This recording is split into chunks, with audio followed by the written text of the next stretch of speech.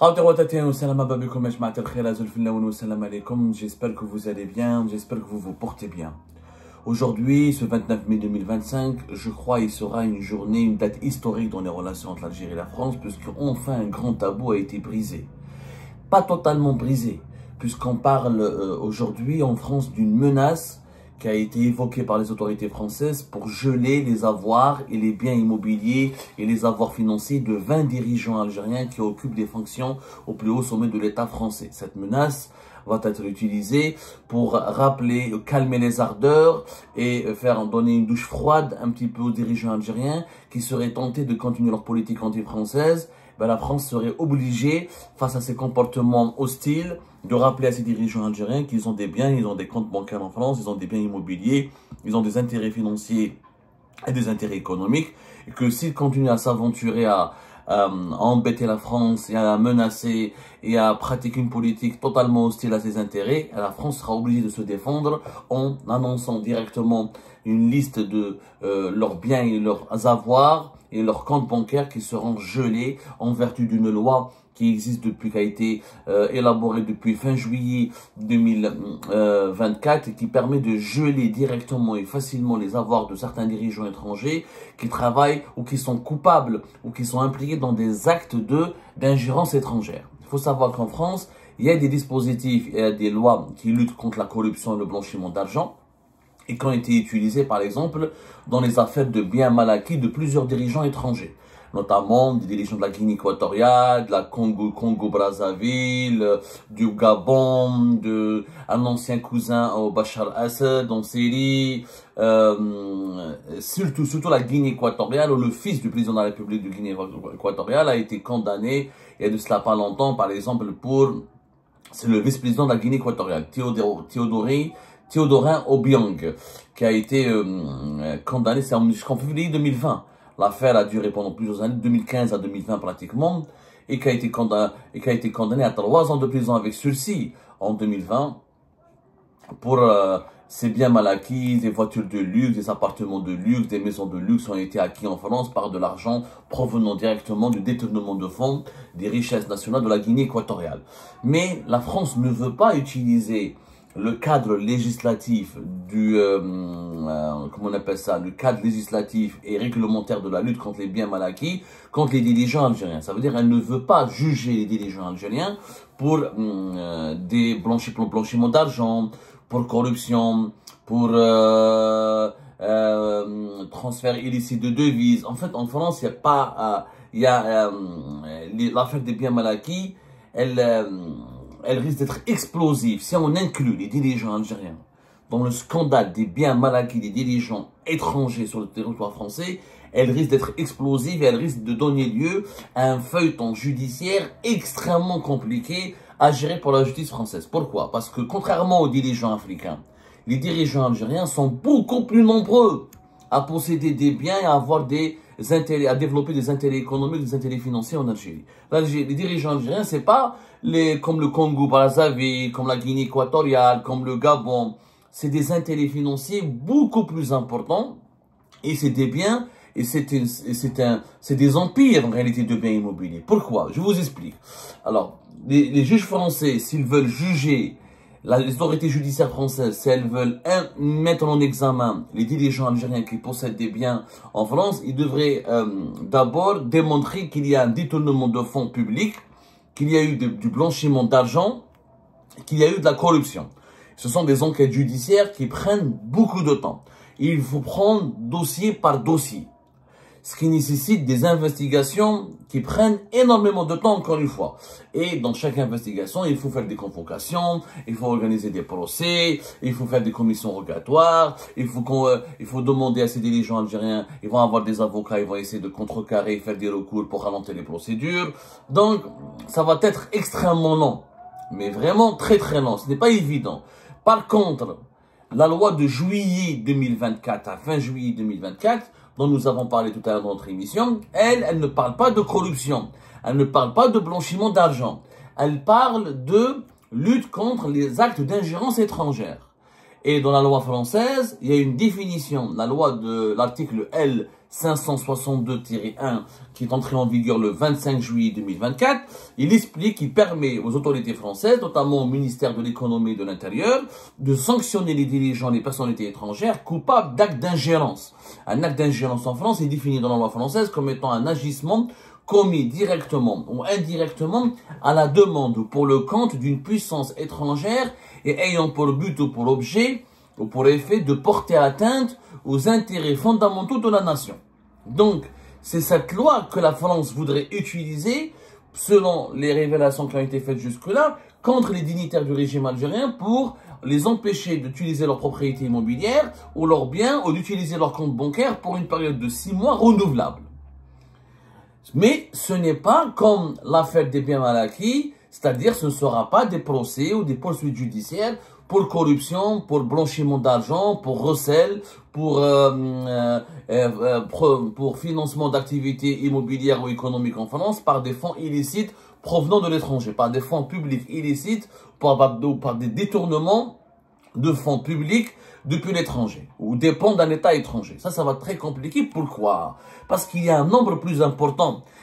Avec le Gabon, le Congo-Brazzaville ou la Guinée équatoriale, c'est la famille, c'est souvent, c'est le président, le dictateur, ses cousins, ses enfants et sa famille proche. C'est-à-dire, c'est une dizaine de personnes, pas plus de personnes. Donc les enquêtes judiciaires des autorités françaises sont plus faciles. Mais en France, vous savez, il y a combien de personnalités politiques, militaires et personnalités algériennes influentes qui ont des intérêts économiques et financiers et qui ont des biens immobiliers ou qui ont investi par le passé ou qui détiennent encore dans le présent des comptes bancaires ou des appartements ou des biens immobiliers, des maisons en France. Il y a 801 personnalités politiques et militaires algériennes. 801. C'est énorme. Et ça n'inclut pas les entrepreneurs et les milliardaires privés. Parce qu'il y a des milliardaires et des hommes d'affaires algériens qui n'ont rien à voir avec la politique, qui ne sont pas inclus dans ces 801. On parle de 801 membres de la nomenclatura algérienne qui ont des intérêts financiers en France et qui viennent en France régulièrement. Et ça, sans compter les militaires, plutôt. Voilà. Sans compter les militaires. Les militaires, on a du mal encore à les compter parce qu'il y a des généraux à la retraite, et des généraux et des colonels à la retraite, etc., qui se sont enrichis, qui s'enrichissent, etc., et qui ont du mal encore dont on a du mal encore à identifier, à les identifier avec beaucoup de précision, à identifier leur fortune en France. 801 membres de la nomenclature algérienne. Vous imaginez, ça n'a rien à... C'est l'ensemble de tous les dirigeants de la Guinée équatoriale, du Congo-Brazzaville, du Gabon, du régime syrien, de la Tunisie, de Ben Ali. Tous les mis, on a toutes les personnes, tous les individus accusés, tout le nombre des dossiers collectés par le moment par la justice française dans le cadre des affaires, du scandale des biens mal acquis, n'arrive même pas à 100 personnes.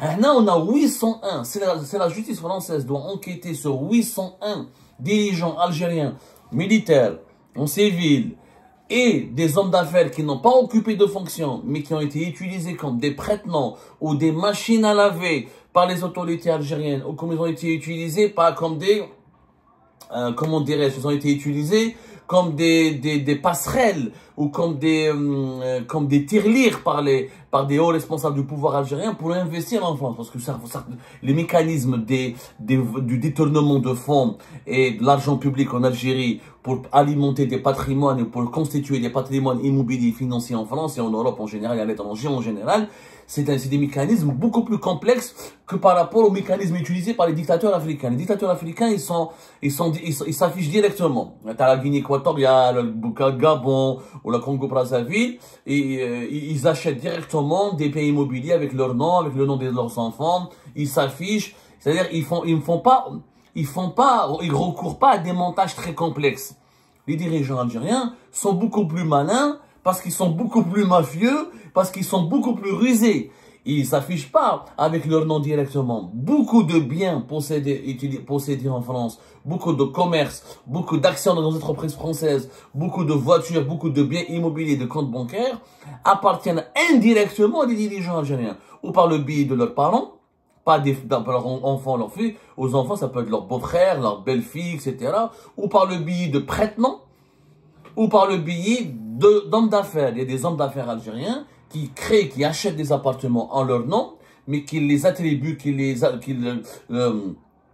offrent par la suite aux enfants des généraux, aux enfants des ministres, aux proches du président, etc., pour qu'ils soient utilisés. Mais quand on fait des enquêtes, l'appartement n'appartient pas au fils du président ou du général ou du ministre, il appartient à un homme d'affaires qui l'a utilisé. Et souvent, ce sont des hommes d'affaires, des entrepreneurs qui ont la double nationalité. Ce sont aussi des Français, pas uniquement des Algériens. Donc, il y a beaucoup de mécanismes très sournois. C'est rare, c'est devenu rare depuis l'avènement, il faut dire la vérité, depuis le développement d'Internet et des réseaux sociaux, et depuis le développement d'une certaine pratique du journalisme d'investigation. Algérie part en 2017, un peu Maghreb émergent. Et puis, il y a eu la presse internationale qui s'intéresse de plus en plus à l'Algérie. Les dirigeants algériens prennent des précautions. Ils savent très bien qu'en France, quand on achète un appartement, il y a des actes immobiliers, les statuts, les actes des entreprises sont publiables, ils sont accessibles, les actes de registre les tribunaux de commerce en France publient les actes, publient les registres de commerce, publient les statuts, l'identité des actionnaires. Tout doit être transparent. Le dépôt des bilans, le dépôt des actes constitutifs des sociétés, le dépôt des actes notariés, tout est transparent. Donc, les dirigeants algériens de premier rang, ceux qui volent beaucoup, ceux qui ont beaucoup de patrimoine, beaucoup d'argent à l'étranger, notamment en France, ils recourent à des nouveaux mécanismes. Ils affichent pas leur identité directement.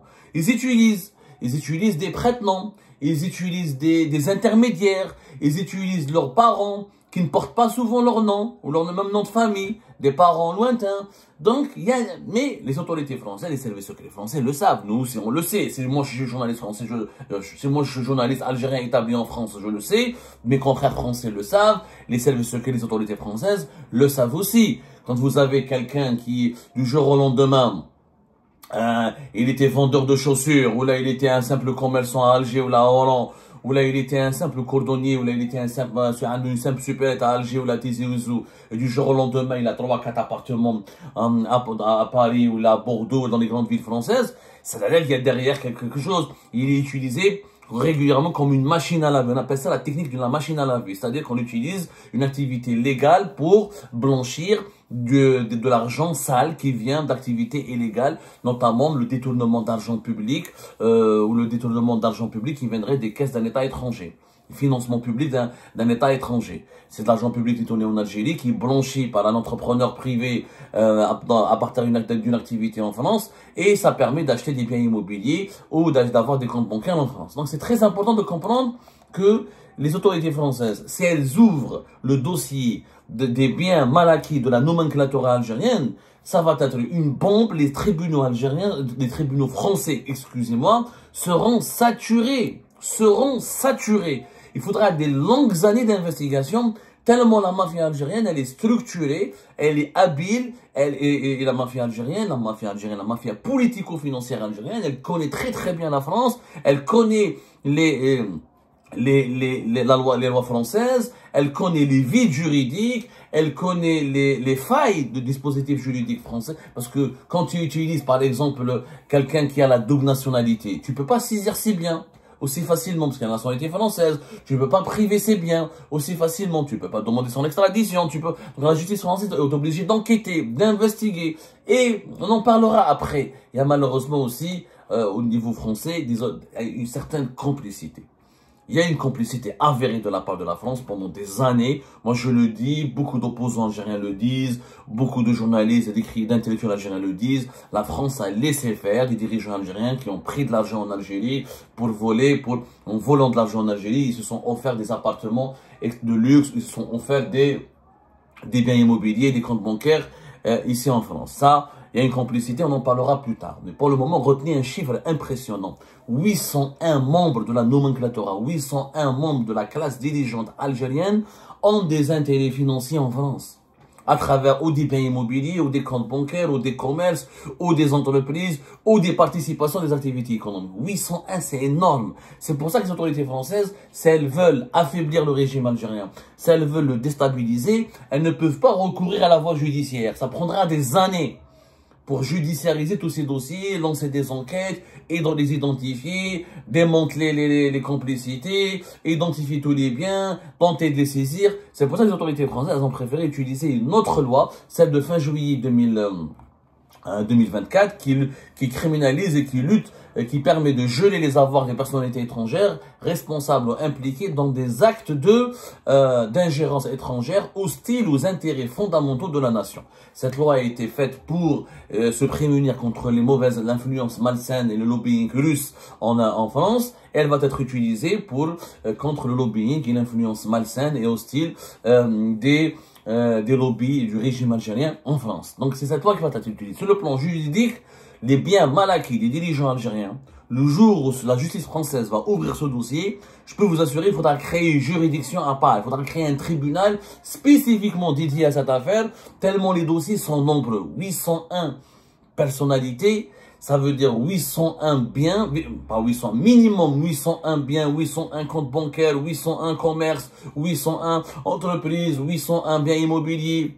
C'est un énorme travail qui attend les juges français et cela soulèvera bien sûr une interrogation qui est aussi vieille que l'histoire complexe des relations algéro-françaises. Pourquoi la France a laissé faire pendant des années l'enrichissement des dirigeants algériens sur son propre territoire? On reviendra sur cette question dans une prochaine émission.